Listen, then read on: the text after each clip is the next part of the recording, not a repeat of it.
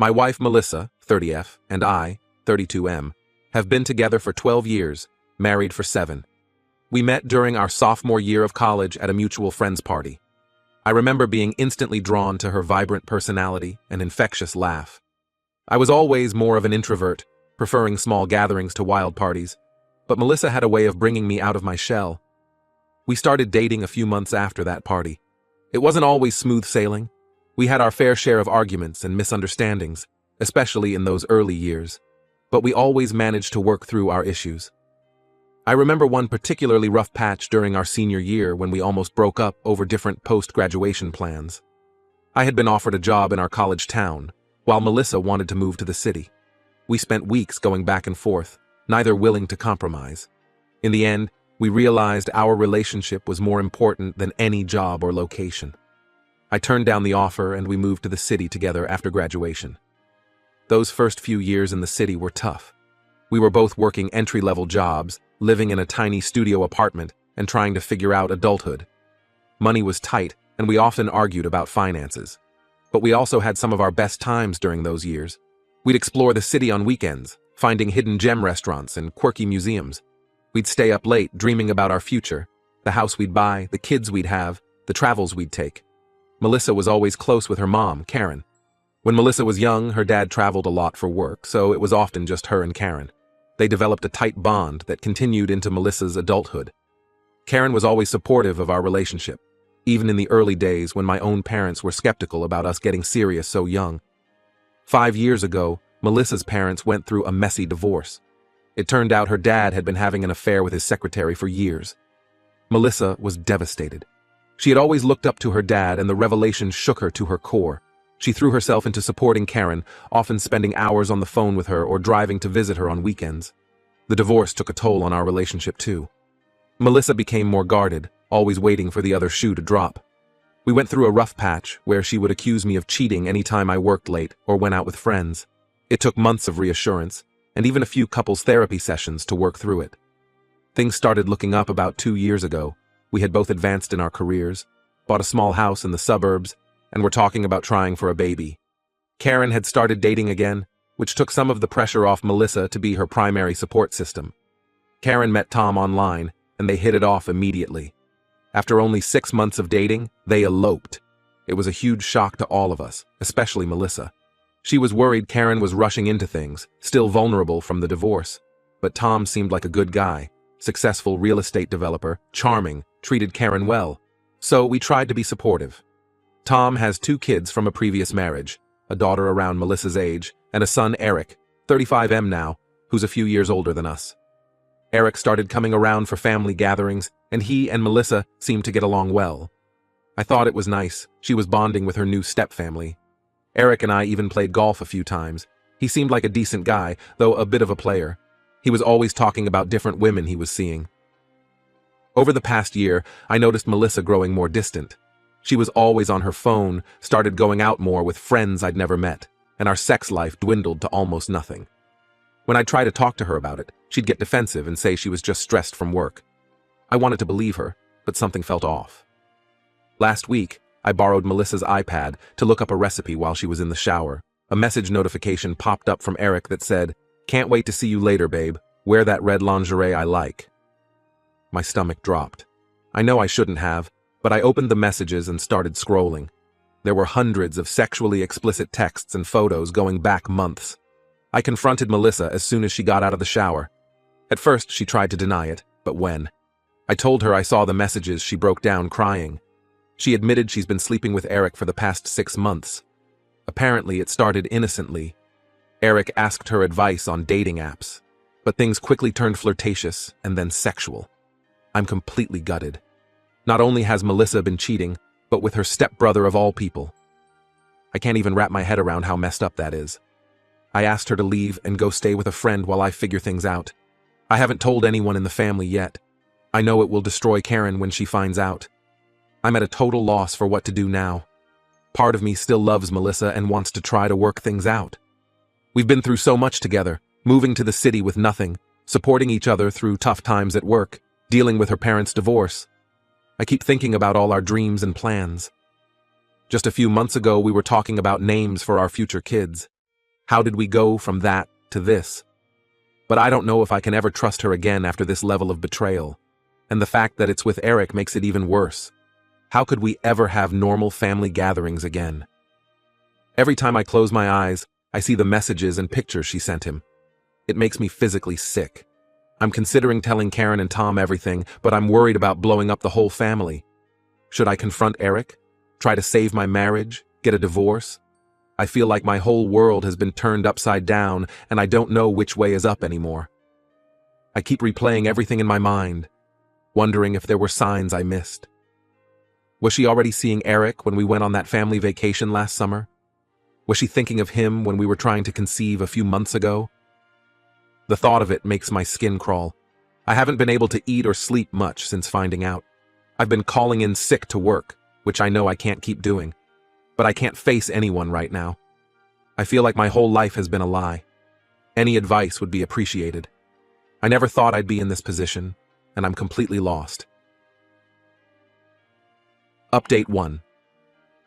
It's been about a month since my last post, and a lot has happened. First, I want to thank everyone for the supportive comments and advice. It really helped me get through some of the darkest days. After taking some time to process everything, I decided I needed to tell Karen and Tom the truth. I couldn't in good conscience keep this from them, especially knowing Melissa and Eric were likely still carrying on their affair. I invited Karen and Tom over for dinner, told Melissa not to come, and broke the news to them. To say they were shocked would be an understatement. Karen burst into tears and Tom just sat there in stunned silence. I showed them some of the messages as proof. Tom's initial reaction was denial. He accused me of making it all up to break up his marriage. But Karen believed me immediately. She said she had noticed Melissa and Eric seemed overly close lately, but she never imagined this. She was devastated not just by Eric's betrayal, but by Melissa's as well. Melissa was like a daughter to her, even before the marriage to Tom. After the initial shock wore off, Tom got angry. He stormed out saying he was going to confront Eric. Karen stayed, and we talked for hours. She apologized profusely, feeling guilty for bringing Tom and Eric into our lives. I assured her it wasn't her fault at all. Karen shared some things about her past that gave me a new perspective on the situation. Apparently, when she was in college, she had a brief affair with her roommate's boyfriend. She said the guilt ate her alive and she eventually confessed to her roommate, destroying their friendship. She told me that experience is part of why she and Melissa's dad lasted as long as they did. She was so determined not to be that person again that she ignored red flags in their marriage. The next day, all hell broke loose. Tom had apparently gone to Eric's apartment and things got physical. Eric ended up with a broken nose and Tom was arrested for assault. He was released on bail, but now has charges pending. Melissa showed up at our house in hysterics. She was furious that I had told Karen and Tom. She screamed at me, saying I had no right to blow up her family like that. I told her she was the one who blew up our family when she decided to sleep with her stepbrother. In the midst of her anger, Melissa revealed some things about her affair with Eric that made me even more certain our marriage was over. Apparently, they had been sleeping together since the family vacation last summer, the one where Melissa and I had that big fight about having kids. I had wanted to start trying right away, but Melissa said she wasn't ready. Now I know why. She also admitted that she and Eric had talked about running away together. They had this whole fantasy life planned out, moving to California, starting over where no one knew they were step-siblings. The only thing holding them back was fear of hurting their parents. I asked Melissa point blank if she wanted to try to save our marriage. She hesitated, then admitted she had real feelings for Eric and wasn't sure what she wanted. That was all I needed to hear. I told her I wanted a divorce and she needed to move out permanently. The past few weeks have been a whirlwind of lawyer consultations, dividing assets, and finding Melissa a new place to live. We're moving forward with a divorce. Thankfully, we don't have kids, so that simplifies things a bit. Karen filed for divorce from Tom as well. She said even if she could forgive him for Eric's actions, she couldn't handle the violent outburst. Plus, she felt like she rushed into the marriage and it never felt quite right. Eric moved out of state, presumably to get away from the whole mess he created. Last I heard, he and Melissa were still in contact but not actually together. I guess the allure wore off once it wasn't a forbidden affair anymore. I'm still struggling to come to terms with everything, but I know ending the marriage was the right call. Melissa's betrayal runs too deep to ever fully trust her again. I keep thinking about all the lies and deception. How many times did she tell me she was working late when she was really with Eric? How many family dinners did we sit through while they were secretly sleeping together? I'm focusing on healing and figuring out who I am outside of my relationship with Melissa. It's strange. We've been together since college. I've never really been an adult without her. I'm rediscovering old hobbies and interests that I had let fall by the wayside during our marriage. Karen and I have actually grown closer through all this. We're supporting each other as we both go through divorces. It's nice to have someone who truly understands what I'm going through. We've been getting coffee regularly and talking through everything. I'll post another update once the divorce is finalized. Thanks again for all the support during this nightmare. Update 2. It's been about 6 months since my last update. The divorce from Melissa was finalized last month. It was a long, draining process, but I'm glad it's over. We ended up selling the house and splitting the proceeds. Melissa moved to an apartment across town, and I'm renting a small house for now. In a twist I didn't see coming, Karen and I have grown much closer over the past few months. At first, it was just supporting each other through our respective divorces. We'd get coffee and vent about lawyer meetings or mediation sessions. But gradually, it evolved into something more. I was hesitant at first. Karen is 15 years older than me and was my mother-in-law for 7 years. But we have so much in common, and she truly understands what I've been through in a way no one else can. We started dating about 2 months ago. It's strange to think about how our relationship has evolved over the years. I remember being so nervous the first time I met Karen, back when Melissa and I had only been dating for a few months. She was intimidating, successful, sharp-witted, and fiercely protective of Melissa. But she welcomed me into their family with open arms. Over the years, Karen became like a second mother to me. She was always there with advice or support when I needed it. I remember when I was thinking about quitting my job to start my own business, Karen was the one who encouraged me to take the leap. She even loaned me some startup money when things were tight in the beginning. I never in a million years thought our relationship would turn romantic. But after everything we've been through, it just feels right. We connect on a level I never did with Melissa. Karen challenges me intellectually and supports me emotionally in a way I've never experienced before. I was nervous about how people would react, especially given everything that's happened. But surprisingly, most of our friends and family have been supportive. They see how happy we make each other, and that's what matters most to them. Melissa found out about Karen and I last week. She showed up at my house unannounced, saying she wanted to talk about getting back together. When Karen answered the door, Melissa lost it. She started screaming about how disgusting and twisted it was. I pointed out the hypocrisy of her sleeping with her stepbrother while judging me for dating her mom. The confrontation with Melissa brought up a lot of unresolved feelings. Part of me felt guilty, like I was betraying her all over again. But then I reminded myself of all the pain she caused, all the lies and deception. Karen and I didn't do anything wrong. We found comfort in each other after Melissa blew up both our lives. I feel a bit guilty about how things have turned out, but I truly care for Karen. She's kind, funny, and we connect on a deep level. For the first time in a long time, I'm excited about the future. Eric is still out of state as far as I know.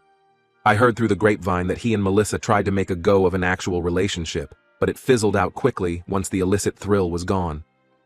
Last I heard, Melissa was on some dating apps trying to meet new people. Tom's assault case is still pending. He's facing potential jail time. Karen feels bad for him in some ways, but says the marriage was a mistake from the start. She's much happier now. I know this update might be controversial to some, but Karen and I are taking things slow and seeing where it goes. After everything we've been through, we both deserve some happiness. Update 3.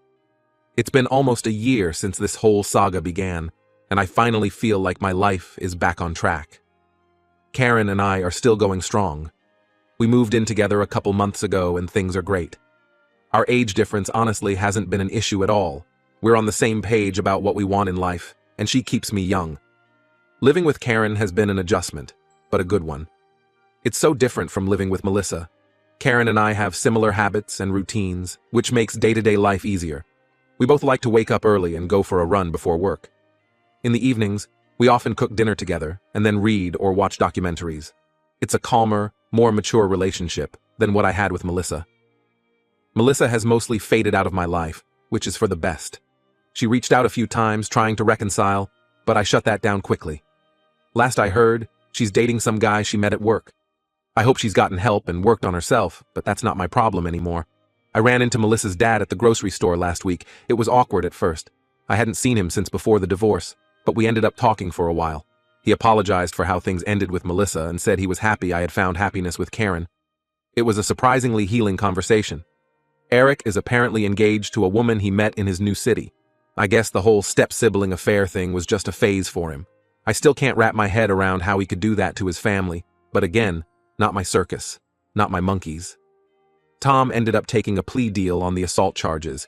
He got probation and anger management classes. He and Karen are on speaking terms now, mainly to deal with finalizing some financial aspects of their divorce. There's no chance of reconciliation there.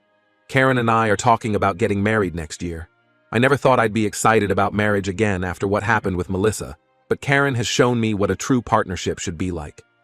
We're planning a small ceremony, just close friends and family. I still have moments where the pain of Melissa's betrayal hits me. The other day, I found an old photo album from our college days, and it brought up a lot of emotions. But overall, I'm in a much better place now than I was a year ago. Karen and I are building a life together that feels more authentic and fulfilling than anything I had before. We're talking about starting a business together, a small bookstore, her cafe. It's something we've both always dreamed of doing. Karen's business acumen combined with my experience in hospitality could make for a great partnership. It's exciting to be planning for the future again.